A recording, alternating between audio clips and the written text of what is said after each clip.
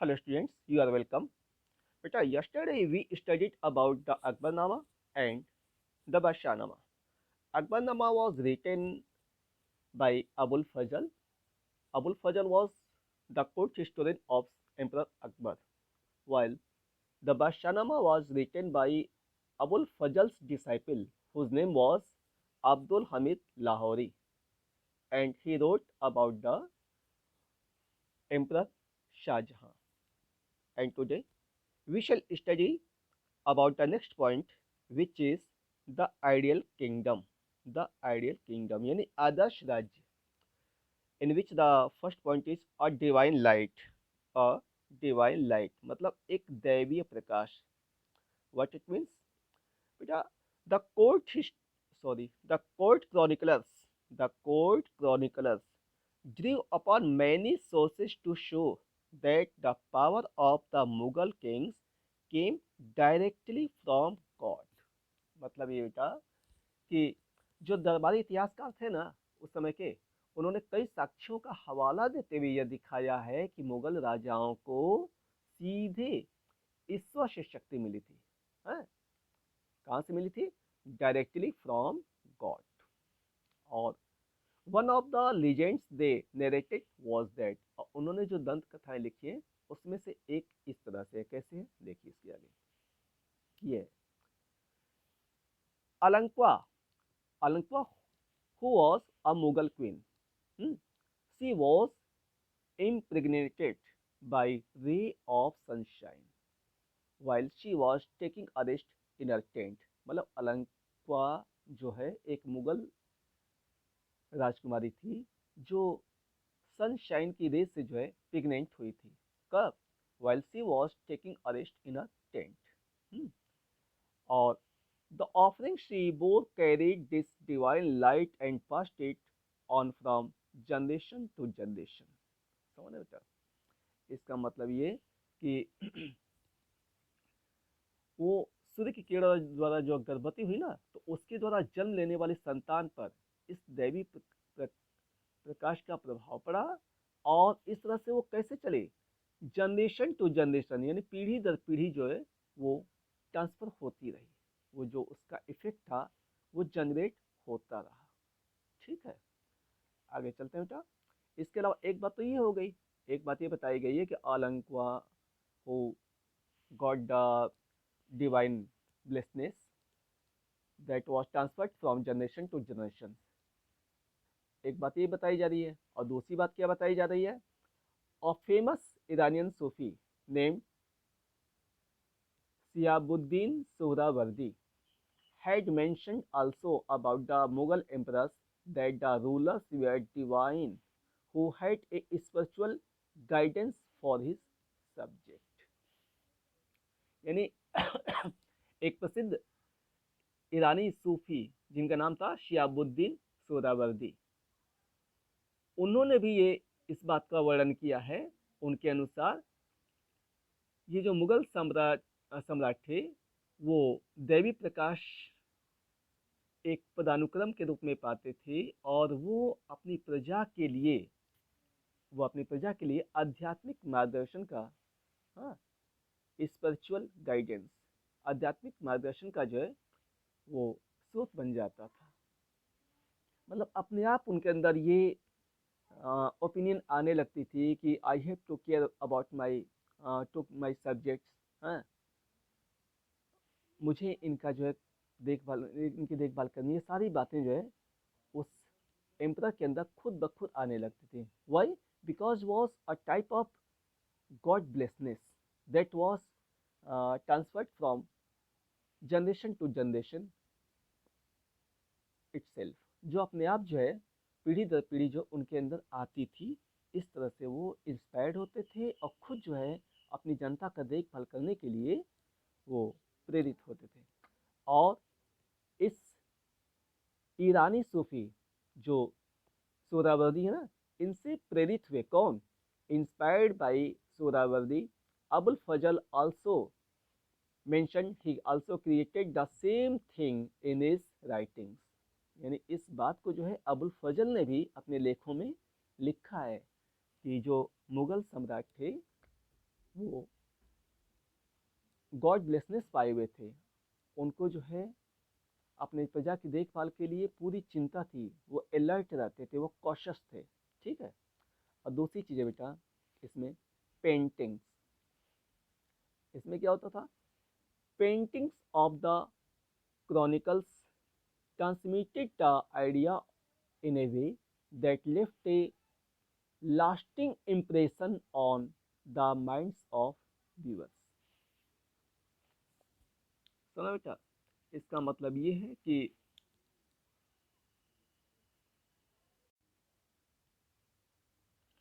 देखिए painting of the chronicles, यानी जो इतिवृत्तों पर, क्रॉनिकल्स पर, इतिहासों पर जो चित्र बने होते थे ना, वो इन विचारों को इस प्रकार से transmitted these ideas in a way that left a lasting impression on the minds of viewers। मतलब ऐसे वो जो है प्रभाव डालते थे कि देखने वालों के मन मस्तिष्क पर जो है अस्थायी प्रभाव पड़ जाता था।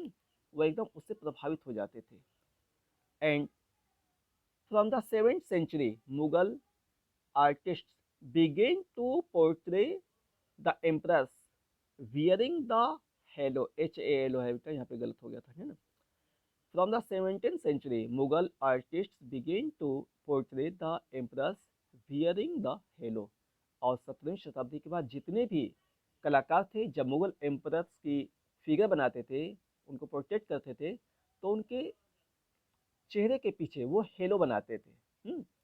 और ये हेलो जो है उन्होंने कहाँ से लिया था, मतलब उनके अनुसार the halo was the significance of a God blessness, God ब्लेसनेस।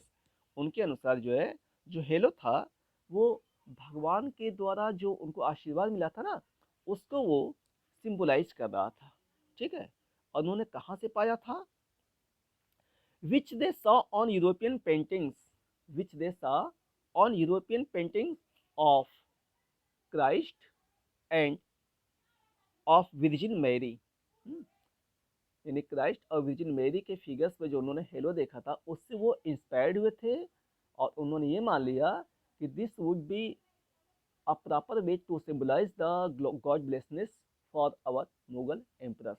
यानी हमारे मुगल साम्राज्यों के उस गॉड ब्लेसनेस को सिंबलाइज करने के लिए सबसे बढ़िया तरीका होगा क्या, उनके चेहरे पे जो है, चेहरे के पीछे हेलो बना देना, यानी आभा में एक गोल सा फिगर बना देना।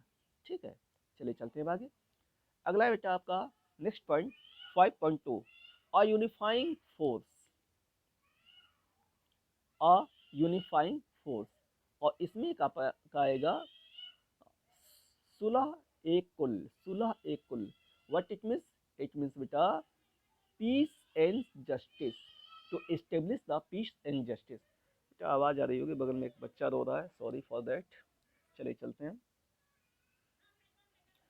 Mughal chronicles present the empire as unifying different religious communities. समझ रहे बेटा, मतलब मुगल साम्राज्य को जो है, जो इतिहासकारों ने प्रस्तुत किया, वो ये बताया है कि उसमें तमाम धर्मों के रहने वाले लोग थे।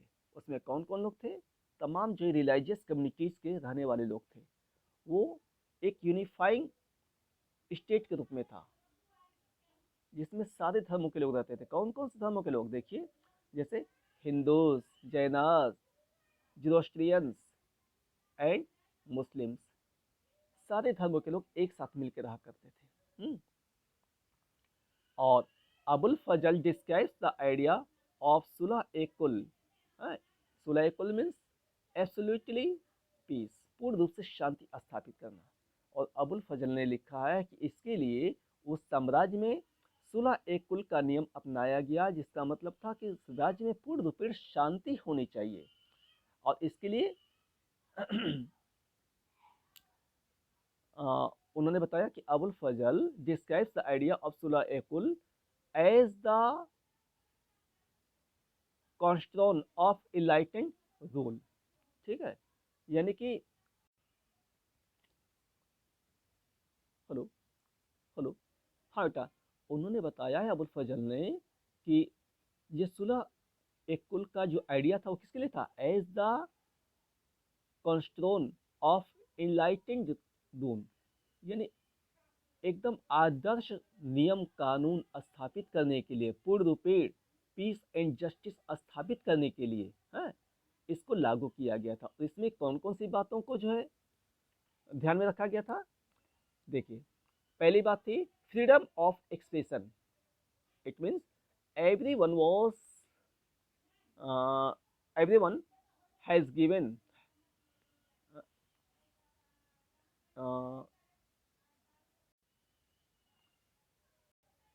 hello Harta. In that state, everyone was free to express his own idea, but there was a condition. What were those conditions? First was he did not spoke in against of the state, यानी उसे राज्य के खिलाफ नहीं बोलना था, ठीक है ना? And he had not to speak some things hmm, which may convince to the people to misguide them so that they quarrel with each other, यानी ऐसी कोई बात ना बोले जिससे कि दो धर्मों के लोग एक दूसरे से लड़ने लगे। दो तरह की बातों का वहाँ पे रिस्ट्रिक्शन था, प्रतिबंध था। क्या? उन्हें फ्रीडम थी ऑफ एक्सप्रेस देयर ओपिनियन, अपने विचारों की अभिव्यक्ति की आज़ादी थी, लेकिन दो बातें थी। एक तो उन्हें स्टेट के खिलाफ नहीं बोलना था, यानी राजा के खिलाफ नहीं बोलना था। The emperor was considered the highest level of that state.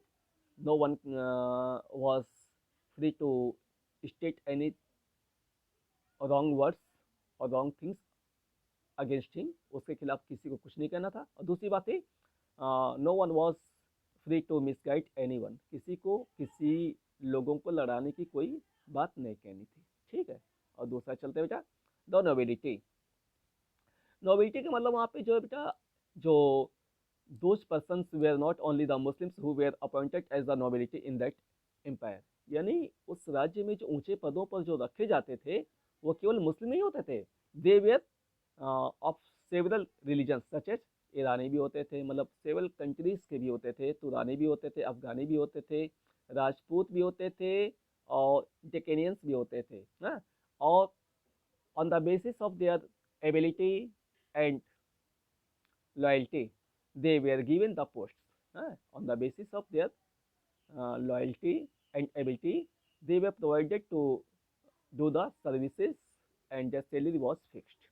यानी उनको सर्विस दी जाती थी उनके एबिलिटी के अनुसार, उनके लॉयल्टी के अनुसार उनको पद दिया जाता था। इट्स ओके, चलिए चलते बेटा। एक बात इसमें और बताई गई है कि इन 1563 Akbar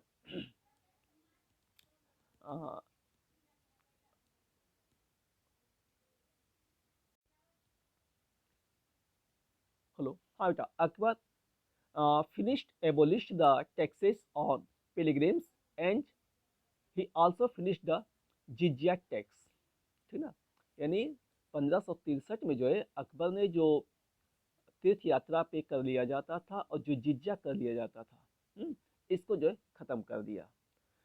what was jizya tax? You know it very well that it was imposed on those persons who were non-Muslims. जो नॉन मुस्लिम थे उनसे जिज्या टैक्स लिया जाता था, लेकिन चूंकि because Akbar favour to the every religion है, इसलिए उसने जो है जिज्या टैक्स को वापस कर दिया, खत्म कर दिया, और जो तीर्थ यात्रा पे पिलग्रिमेज टैक्स दिया जाता था उसको भी खत्म कर दिया, ठीक ना। लेकिन बेटा लेटर ऑन ये बातें जो है औरंगजेब ने भी फॉलो की, लेकिन बाद में चल करके Aurangzeb impose again to jizya tax. जिज्या टैक्स को जो है औरंगजेब ने फिर से लगा दिया था, एक बात आई थी, ठीक है।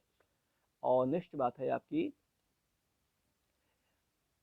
The maintenance of building and temples, मतलब during the war which buildings and temples were destroyed, these two emperors Akbar and Aurangzeb, these were the two emperors who provided the fund to maintenance those buildings।